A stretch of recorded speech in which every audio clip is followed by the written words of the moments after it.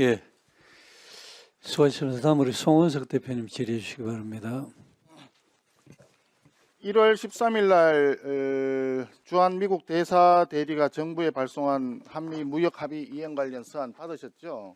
네, 그 내용을 자료를 좀 제출하라 했더니 자료를 제출을 못하겠다고 좀 왔는데 왜 이걸 제출을 못하죠? 그게 그 외교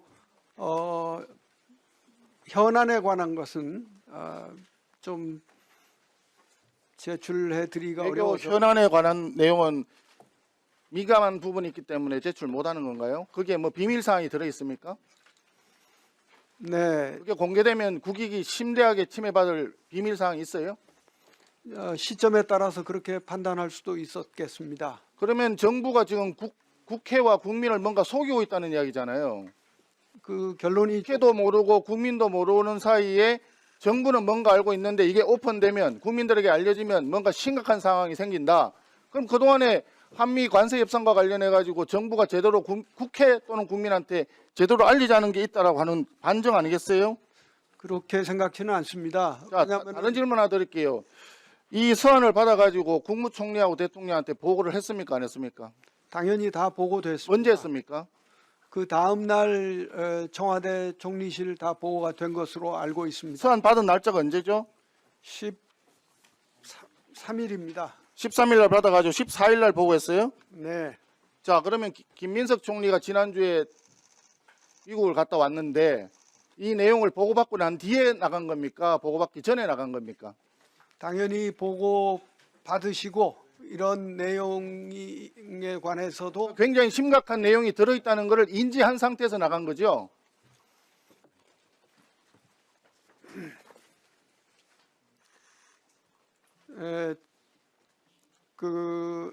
자, 정해서 말씀드리겠습니다. 김민석 총리가 1월 22일부터 26일까지 미국을 방문했습니다. 서한은 13일 날 받았고 14일 날 보고를 했다니까 당연히 이 내용을 알고 갔을 것입니다. 그 내용에 어떤 사항이 포함되어 있기 때문에 이것이 공개되면은 심대한 국익 침해 우려가 있어서 국회와 국민에게 공개조차 할 수 없는 내용이다. 이런 내용 아니겠어요? 그런데 김민석 총리는 갔다 와가지고 관세협상 후속 조치에 충실한 이행을 약속을 했다. 또 벤스 부통령하고 핫라인을 구축을 통해서 한미 간 소통이 강화됐다. 이렇게 엄청나게 또 홍보를 했어요. 그러고 난 뒤에 그 다음 날 트럼프 대통령이 관세를 25%로 인상한다고 뒤통수를 맞아버렸습니다. 서한의 중요성에 대해서 충분히 인식을 하고 보고를 받고 다 내용을 알고 난 상태에서 미국을 갔는데 그 내용에 대해서 어떤 후속 합의를 하고 어떤 내용을 했길래 홍보는 잘 됐다고 열심히 했는데 트럼프 대통령은 정반대의 행동을 하는 겁니다. 이걸 어떻게 국민들한테 설명하시겠어요? 네, 오늘 트럼프 대통령은 또 정반대로 한국과 잘해서 이 문제를 해결해 나가겠다는 메시지를 예, 발송했습니다. 병 주고 약 주고 하는 거기 때문에 그 말을 또 그대로 믿는다 그러면 또 어느 날 어느 순간에 국민에게 공개하기 힘든 서한을 또 받을 수 있다라고 하는 개연성을 그걸 무시하기 어렵습니다. 그걸 부정할 수 없는 문제가 심각합니다. 한번 볼까요? 이 서한의 내용이 공개되지 않았지만 이 내용 속에는 온라인 플랫폼 규제 등과 관련해서 미국 기업들이 차별을 받을 수 있다는 우려를 언급하면서 대통령 간 합의상을 준수할 것을 강조한 것으로 알려져 있다라고 보도가 되었습니다. 이런 상황이기 때문에 지금 현재 우리가 생각을 해볼 때는 온라인 플랫폼법이 이번 관세 인상 결정하는 데 상당한 영향을 끼쳤겠구나. 그리고 이미 통과된 정보통신망법 이런 부분들이 트럼프의 관세 인상 결정에 상당한 영향을 주었을 수 있겠구나. 이렇게 언론들이 추측 보도를 하고 있는 거예요.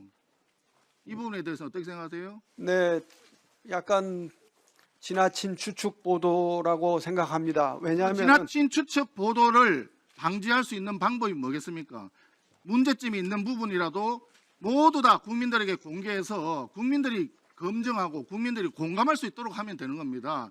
그래서 행정을 국민들에게 충실히 알리는 것이 중요하고 그래서 이런 국회에서의 청문회 자리가 중요한 거예요. 그런데 여기에서 자료를 제출했더니 자료를 제출 못하겠다고 지금 외교부에서 왔단 말이에요. 한 가지만 더 말씀드릴게요. 그런 내용이 들어있다 그러면 뭐 심대하게 국익을 침해할 것도 아닌 것 같아요. 그러면 그 자료를 제출하십시오. 서한의 내용이 무엇인가 네, 제가 다시 한번 서한을 제출하고 그것을 국민들한테 공개하면 깔끔하지 않습니까? 그리고 또 하나 물어볼게요. 이 그 관세 합의와 관련해서는 합의문이 필요 없을 정도로 잘된 협상이라고 정부에서 엄청나게 자화자찬하면서 홍보를 했습니다. 알고 계시죠? 그런 상황이고 법안만 대미 투자와 관련된 특별법 법안만 국회에 발의되면 그러면 관세 인하한다. 거기까지가 국민들에게 알려져 있는 사실이에요. 그렇게 합의를 했다. 그래서 실제로 이제 관세를 25%에서 15%로 내렸어요. 그리고 우리 당에서는 계속해서 이 부분은 국민 경제에 심대한 부담을 초래할 수 있고 1년에 200억 달러 상당씩 미국에 투자하는 것은 쉬운 일이 아니다. 외환시장 구조상 쉬운 일이 아니다. 그렇기 때문에 전체적으로 비준 동의를 국회 비준 동의를 받아라 이렇게 했는데 반대했어요. 정부 여당이. 그래서 비준 동의 없었습니다.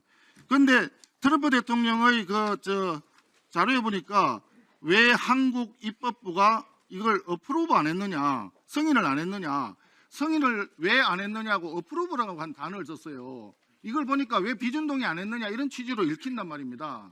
그런데 설령 이것을 100번 양보를 해가지고 법안 발의만 하면은 관세를 인하해 준다라고 했다면 왜 트럼프 대통령은 국회 탓을 하면서 국회에서 법을 통과시키지 않았기 때문에 관세를 다시 인상할 수밖에 없다라고 얘기하느냐.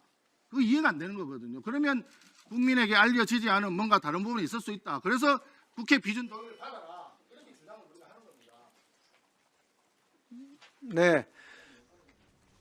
국회 비준 동의 문제에 대해서는 지난번 이 위원회에서 제가 소상히 보고를 드린 바와 같습니다. 그리고 트럼프 대통령이 우리 그 조인트 팩트 시트에 대한 국회 비준 동의가 없어서 이번에 저런 입장을 밝힌 것은 분명히 아닌 것으로 보입니다. 만약 그렇다면은 우리가 입장을 바꾸지도 않았는데 한국 정부와 이 문제를 원만하게 잘 처리해 나가겠다고 다시 오늘 그런 메시지를 냈을 리가 없지 않겠습니까? 그래서 저희들은 기본 입장으로 의연하게 미국과 잘 대처해 나가겠다는 말씀을 드립니다.